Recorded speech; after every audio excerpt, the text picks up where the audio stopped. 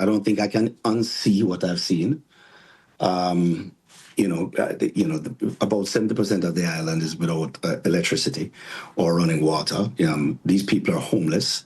They have no roof over their heads. There's children. The stench has started to happen from the water. In some cases, they're told that bodies are in homes that they can't reach to, under rubbles. So it's rough. I must say there's a lot of aid coming in.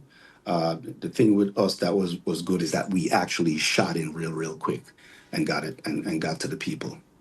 I'll come to the aid, the assistance you've been taking in and what you've experienced, but in terms of what you just described, because you've been there in previous hurricanes, you sound, though, shocked by what you've actually seen in recent days.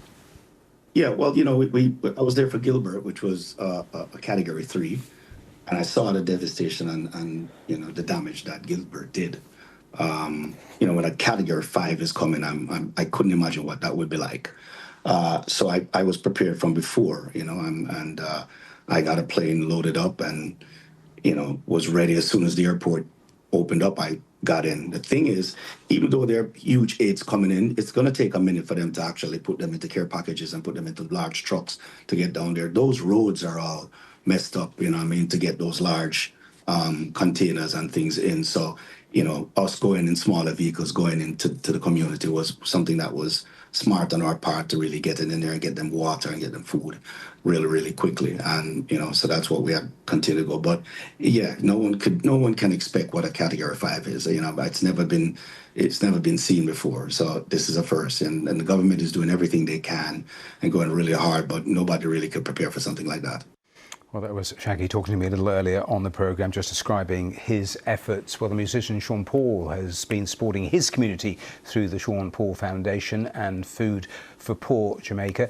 He spoke to us from Kingston. I'm trying to keep positive, after, days and days of communication and trying to help out in different ways.